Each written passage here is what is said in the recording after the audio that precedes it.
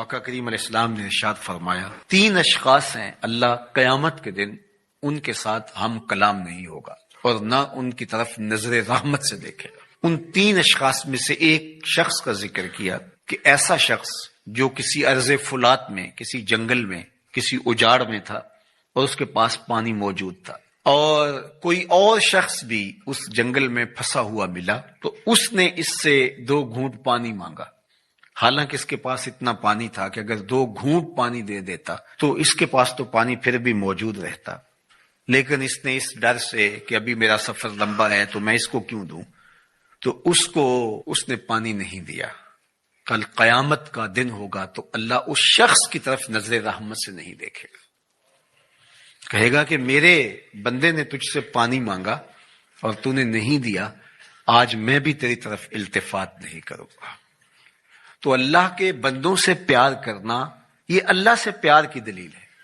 تو اللہ کے بندوں کی مدد، نصرت اور اعانت یہ اللہ کے حضور عقیدتوں کا اظہار اور محبتوں کا ذریعہ ہے۔ وہ لوگ جن کو اللہ نے توفیق دی اور ان کی ضرورت سے زیادہ مال دیا ہے تو وہ معاشرے کے لاچار، مجبور، بھوک، افلاس اور ننگ کے اندر مبتلا لوگوں کی ضرور مدد اور نصرت کیجیے۔ اس وقت دنیا بھوک اور افلاس کی طرف بڑھ رہی ہے۔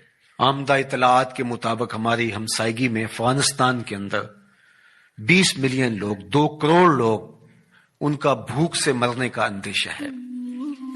اسی طرح روہنگیا کے اندر زندگی جتنی کٹھن ہے اور جس اذیت میں وہ لوگ زندگی کاٹ رہے ہیں، اسی طرح یمن کے اندر جو کچھ ہو رہا ہے اور شام کے اندر ہم اپنی آنکھوں سے مناظر دیکھیں، 50 لاکھ کے قریب لوگ سخت سردی کے اندر اذیت میں پڑے ہوئے ہیں۔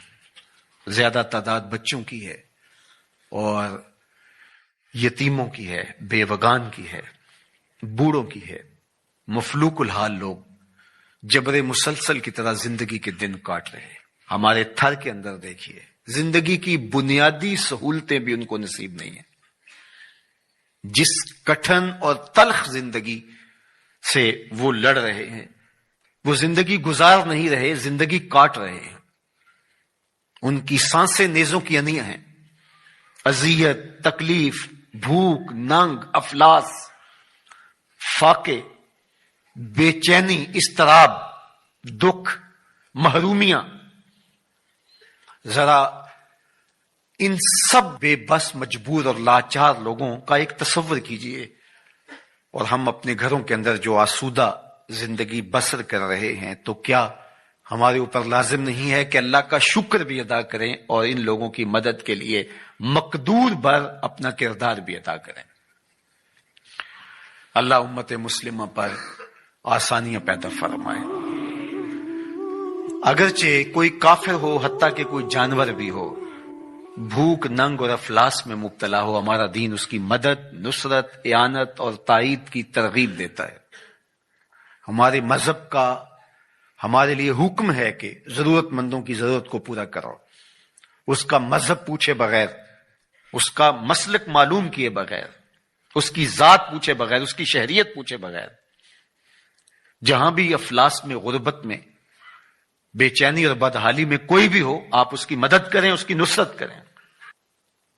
جنت کی قیمت بتائی حضور نے کہ اگر تو جنت چاہتا ہے تو کسی پھنسے ہوئے کی گردن چھڑانی ہوگی یا کسی غلام کو آزاد کرنا ہوگا، اور اگر تیرے پاس یہ ہمت نہیں ہے، تیری مالی صورتحال ایسی نہیں ہے کہ تو غلام آزاد کر سکے، کسی مقروض کا قرض ادا کر کے کسی پھنسے ہوئے کی گردن چھڑا سکے، تو 2 کام کر لینا، کسی بھوکے کو کھانا کھلا دینا، کسی پیاسے کو پانی پلا دینا۔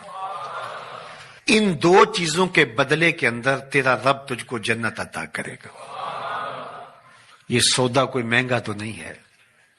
کسی ضرورت مند کی ضرورت کو پورا کر دینا، کسی دکھیے کو، کسی پریشان حال کو، کسی مفلوق الحال کو، پیاس اور بھوک سے تڑپتے ہوئے شخص کی ضرورت کو پورا کر دینا، یہ دخول جنت کا سبب اور ذریعہ قرار پایا۔ حبل ممدود من السماء الى الارض، فرمایا آسمان سے زمین کی طرف اللہ کی لٹکتی ہوئی رسی ہے۔ جب یہ تصور ہو کہ یہ وہ لٹکتی ہوئی رسی ہے جس کا دوسرا سرا میرے رب کے دستے قدرت میں، تو پھر کیا نور اترتا ہے، وہ کیفیت انسان کے اوپر جو طاری ہو جاتی ہے، تو پھر تیقن کی بجلیاں برستی ہیں، اتنا اجالا ہوتا ہے کہ اندھیرے کا تصور بھی محال ہو جاتا ہے۔ پھر قرآن کے حرفوں سے، لفظوں سے، نقطوں سے اور آراب سے نور پھوٹتا ہے، اور قرآن بس کھول کے بیٹھ جائیں تو من میں اجالے ہونا شروع ہو جاتے۔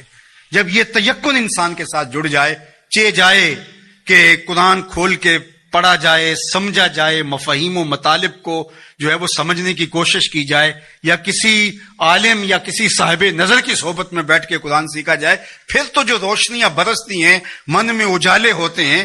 یہ تیقن کہ یہ وہ حبل اللہ المتین، یہ اللہ کی وہ لٹکتی ہوئی رسی ہے جس کا ایک سرا رب کے ہاتھ میں ہے اور دوسرا ہمارے ہاتھ میں ہے، تو پھر قرآن کے حرفوں سے بھی نور پھوٹتا دکھائی دیتا ہے۔ کیا روشنیاں من میں اترتی اور کیا اجالے من میں پھوٹتے ہیں۔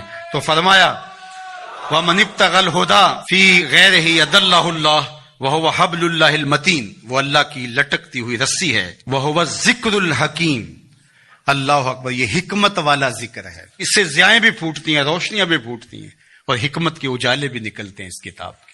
حرف حرف نور بانٹتا ہے، لفظ لفظ اجالے بانٹتا ہے۔ قرآن کے لفظ نہیں ہے بلکہ کتاروں کے اندر چراغ رکھے ہوئے ہیں۔ اللہ اکبر، اس کی روشنی کے اندر زندگی کی راہیں اجالی جاتی ہیں، اور پھر زندگی کا اسلوب نصیب ہوتا ہے۔ وَهُوَ الصِّرَاطُ الْمُسْتَقِيمُ، اور یہ بالکل سیدھی راہ ہے۔ سیدھی راہ قرآن بتاتا ہے۔ قرآن کی رہنمائی حاصل کرنے والے کبھی بھی گمراہ نہیں ہوتے، ان کی راہیں کبھی گم نہیں ہوا کرتی۔ پھر ارشاد فرمایا هُوَ الَّذِي لَا تَزِيغُ بِهِ الْأَهْوَاءُ، اللہ اکبر، یہ ایسی کتاب ہے جو خواہشات کو بے قابو نہیں ہونے دیتی۔